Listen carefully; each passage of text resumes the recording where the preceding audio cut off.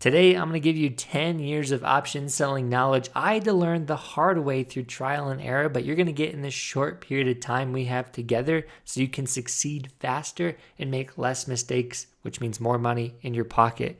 So even in the last 2 months, I'm going to be honest, I made some extremely terrible mistakes that I had to iterate this system I'm going to give here to you today. So this is the latest and greatest update, what I've learned with option selling and what I'm currently doing. And if you're curious, in 2016, I had my first laptop, had my first 1,000% run, and this is what it looked like. And then 2020, that was me full-time trading during COVID. And even fast forward till today, we've coached last year 14 six-figure students, and this is us giving them the awards. So a lot of knowledge, a lot of growth, and a lot of help. It's been incredible. So this is the package of knowledge we're going to teach here today. So 4 steps, selling options. Number 1 being the big idea. You have to have a big idea if you're going to make big money. That allows you to go heavy and go deep. You've seen me make 6 figures in one trade last year off of Tesla. We called the exact bottom at 160. We wrote up leap options. We wrote up the stock, and we hit $400 at the highs. But if you chased at the wrong time and you tried to get into Tesla at $300, $400, you would have been crushed over the last sell-off. So the market conditions are the biggest factor I've integrated in my system recently, and I want to tell you what they mean for you as an option seller, how execution is so important within these conditions, and how you can read them. We'll talk about how to adjust your option selling with market conditions and how to adjust your portfolio. This, again, is the last iteration of, of my system that I think is going to be very hard to beat with big changes. This is exciting. So let's talk about a big idea. Big ideas, why do they make the most money? Because they have the most tailwind, which means they're going to succeed over the next 5-10 years to the highest degree of certainty, with the most potential to make huge returns, because everybody's going to use the internet. Everybody's going to be on a streaming platform. Everybody's going to have an iPhone. So the first company to make a streaming service where they create their own movies, create their own shows, i.e. Netflix, is going to have the biggest run in the stock market. Whether there's a recession around the corner, doesn't matter. This stock is going to take off like a rocket over a 10-year stretch. So if you get in with the big idea at the right time, that's where all the money's made. So how do we find those big ideas? That's the big issue. But again, the iPhone. Imagine if you saw the first iPhone, you had it in your hand and you realized this was the future. People are going to click, order something, click Google search. And the flip phone, that thing, nothing was going to compete with the iPhone. Imagine if you saw that vision that day it happened and you bought Apple for $1 and it went up to 10,000% more at that point. So if we can recognize big ideas and integrate what I'm telling you, it's much harder to lose money, but the amount of money you're going to make is substantially more than just doing this with the index fund. So we have a 4-day challenge. I'm going to show you for free how to find these big ideas with AI. I'm going to give you all my amazing prompts that's going to help you find them quickly without even struggling. So that 4-day challenge, I'll link on the top right. Hit the notify button. Make sure you don't miss it. It's in 10 days on YouTube. And then all the videos get deleted at the end of it. But I'm going to give you a big idea right now. I've talked about this on the YouTube channel many times. This is something that's been a big idea for probably 3-4 years, and you're still not late to it. I think at this point, it's just becoming the bubble getting bigger and bigger and bigger to where now the stock market is realizing this is an investment opportunity. But this guy on Twitter, love following him. He posted an article about how we're going to need to shift in multiple countries to nuclear. So nuclear power. Germany, unreliable. Solar and wind don't really work in Germany. Portugal and Spain, all that stuff. A lot of countries moving to nuclear. It was kind of something that had this black cloud over it for a lot of years, but now nuclear is something that we're getting more comfortable with as technology has advanced, the safety has advanced. We're getting excited of the potential of integrating this again. So this is a big idea. The amount of power we're going to need in the future is going to increase, especially with AI. So we have to meet that demand with a new source, and this is it. And it is an AI-based problem too, which is kind of interesting. So when you plug this into ChatGPT, you just say, hey, which stocks would benefit from this bubble that are publicly traded that could build? Number one is CCJ, which we've called out on the YouTube channel multiple times, including like 3 weeks ago. This is the uranium producer. So this different segments here that would relate to this nuclear idea, this would be the producer. This here, NuScale, is the module reactors. So they create those solutions for the plants to buy. And again, different companies are going to provide different components and different avenues related to nuclear. So nuclear components, BWX, enriched uranium fuel. I mean, it's crazy the difference of what's being provided here and what you can be invested in.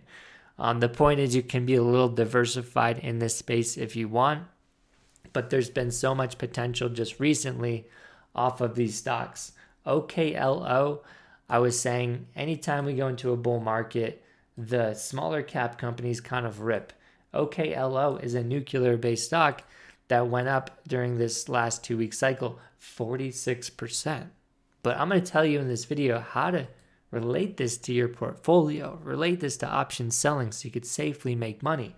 But the starting point is a big idea. You have one now. It's just one, but I'm going to give you so much more during that 4-day challenge. So now, big ideas, why are they so important? They delete your fear.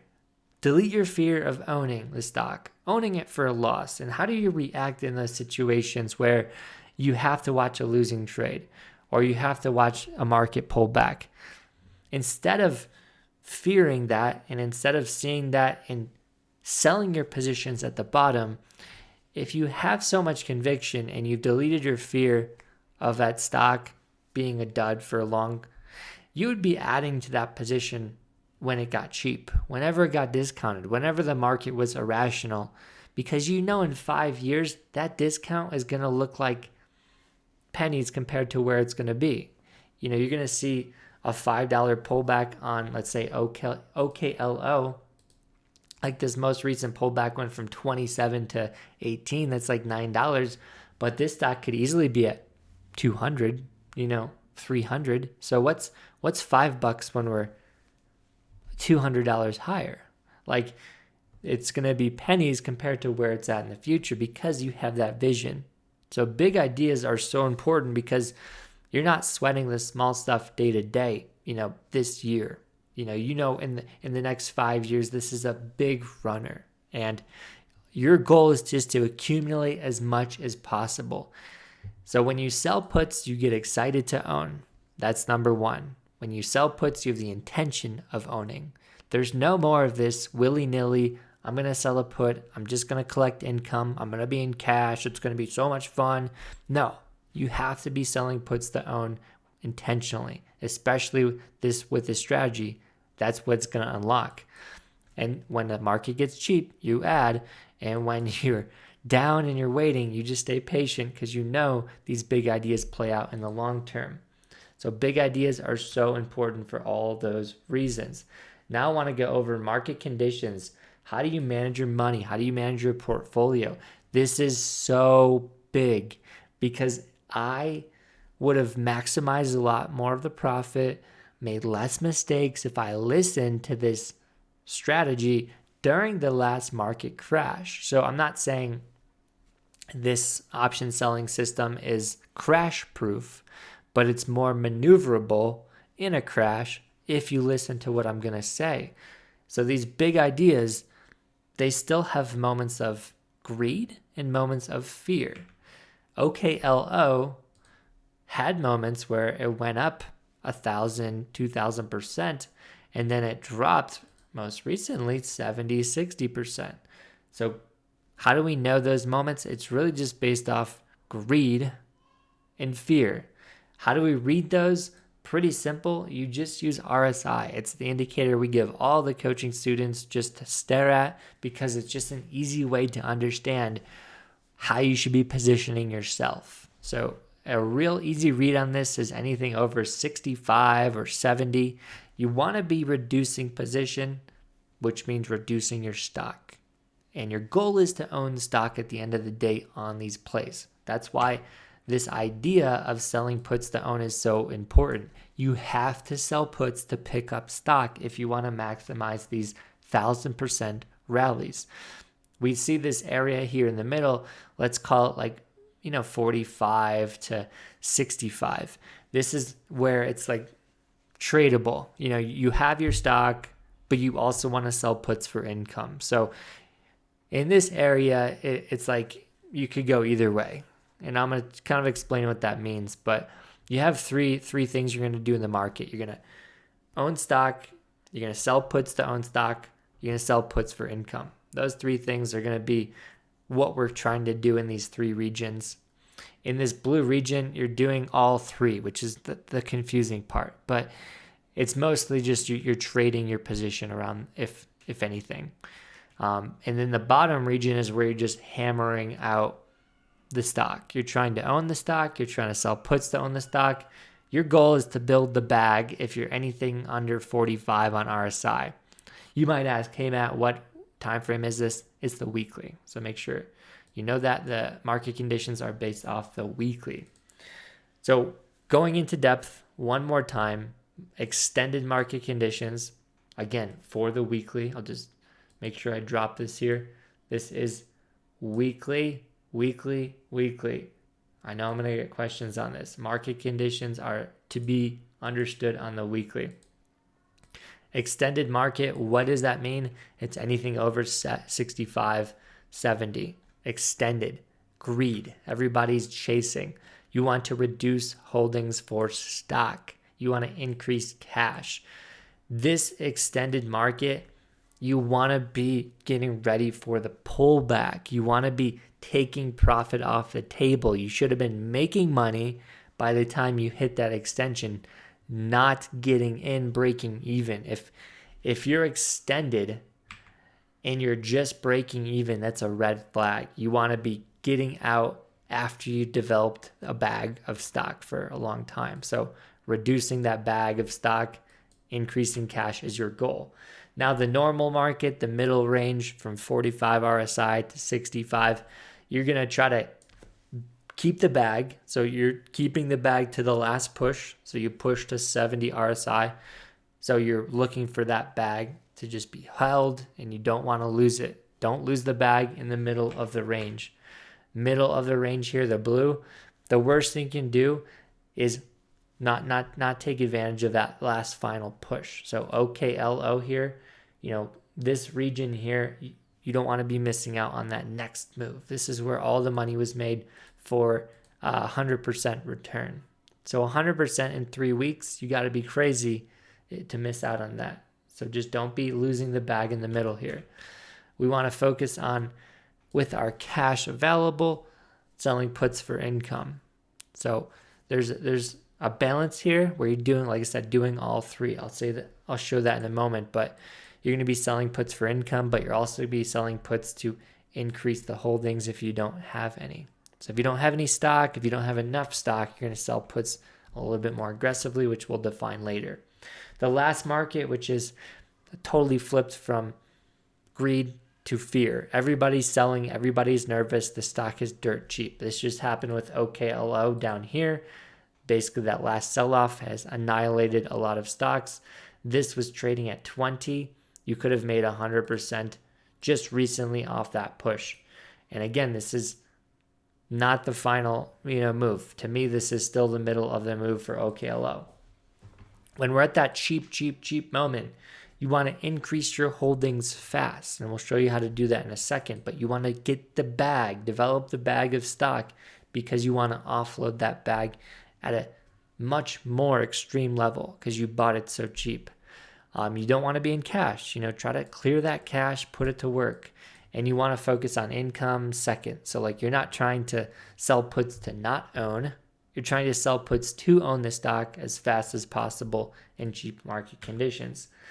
And we have basically this whole thesis is what we're trying to create in the coaching program as the AI coach. This is so simple at this point in terms of what we want to do with the market conditions. We're just going to have the coach in our platform tell us what to do per day. For example, what I'm trying to tell you is like in certain markets, you want less cash. So we're going to have the AI coach say, hey, reduce your cash. In certain markets, you want more stock. It's going to say, hey, you need more stock. So what I'm trying to tell you can be so simple. It's programmed into an algo, and then we can follow that algo. So this is a launch we're going to do in 60 days. If you do want to talk about getting coached, even having the AI coach, hit the link below, fill out an application because the prices will go up when this gets launched. Now, this is where it gets more decisive for what options we're using, what type of strategy we're going to use for different market conditions. So now let's look at, hey, how do we sell options in those three market conditions? The expensive market, you're doing covered calls. You're trying to get out with covered calls. So at the bottom of the market, we want to get in with puts that are aggressive. At the top of the market, we want to get out with calls that are aggressive. It's the opposite. So selling stock, getting out with covered calls, doing only out of the money puts, but really just keeping the cash a little bit heavier and maybe using other stocks at this moment with the cash because we're using different markets that and sectors that can take off like uranium. We could be using AI. Different markets will be super bullish at different times. So there might be a uber bull cycle in uranium, but maybe a bear discount in a different one. So we could rotate our money to where that discount is. Normal market conditions, out of the money puts, at the money puts, you're doing those two at the same time. And there's certain time periods where you're in the tradable market that's sideways. Like let's say we're in this market here. Again, the goal is you're not trying to lose the whole bag. You want to basically trade this market. How do you trade this market?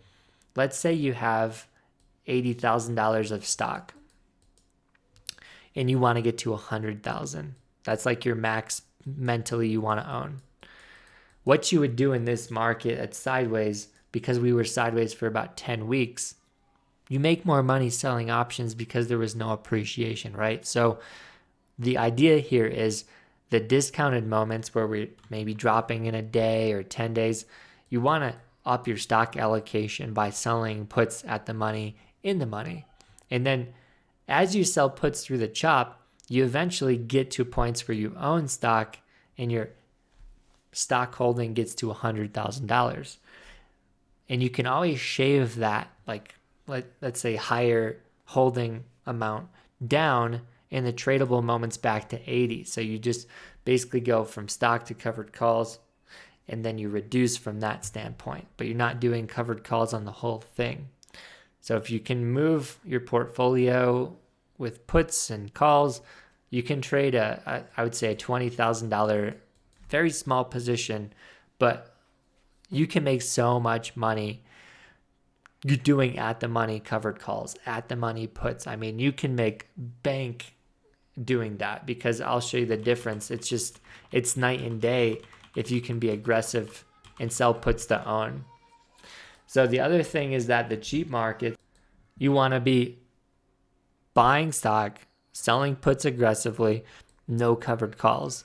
So this is the market you develop the bag. You're just trying to sell puts to get that stock as quick as possible. So what does that look like on the option chain?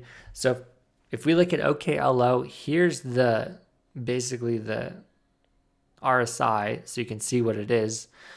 We were frothy right here. You probably wanted to exit a lot of that stock and then start selling puts to pick it back up as we drop. And then here, RSI is at 60. This is to the point where we can still accumulate some stock, but you don't want to be getting a lot because there's not much more to get to 70. There was a moment probably 3 weeks ago, you wanted to get stock aggressively. But now I'd say it's like a 70-30 split, let's say. 70% of your put selling would go for income, 30% would go for stock. And it looks like this. This is your increased stock play. Let's try to decrease this. Increase your stock.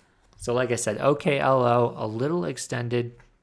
If you want to increase your stock, you do, I'd say 30% of your put selling towards that. And what you do is you hammer out at the money CSPs 15, 30 days out. And if you do that, you get a 12% return in a month. So you get the stock 12% down if you get assigned, or if you're wrong and the market keeps ripping, you make 12% in 30 days. It's a huge profit because you're taking that at the money CSP. The other option is you go income based. So because of where we're at here, 70% of our put selling, I would say, is probably income based. It's more for safety because you want to get a bigger dip. You want to own the stock basically at a much cheaper RSI. So if we're trading at a 60 RSI here and you sell puts to own the stock, here's at 28. I mean, if we hit 28, the RSI naturally would come down to like 50. So yeah, you're going to allow the market to kind of fall back because of this put selling. And this would allow you to make 3% in a month. But again, the market conditions aren't ideal to pick up stock. So you'd rather sell these less aggressive puts. So just summed up, I'm going to go back to that RSI chart just so you can see.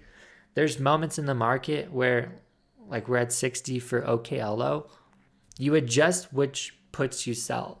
Some are to pick up stock, some are for income, or to pick up, basically the for income is for a way to pick up stock at a bigger discount.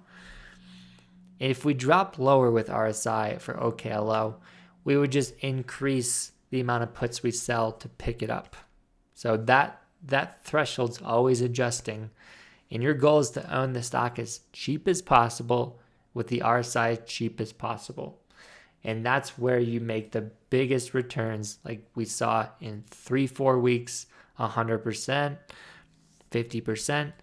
And then eventually in 3-4 months, you might see 400-500%. That's what we saw in this kind of stretch from here to here is like 250. So that's what I've learned. Again, 10 years of option selling. That's the latest and greatest I'm at right now. Hopefully you guys learned something from that. If you want to attend the 4-day challenge, click the link in the video here. Hit the notify button so you don't miss it. I'll see you guys on the next one. Peace out.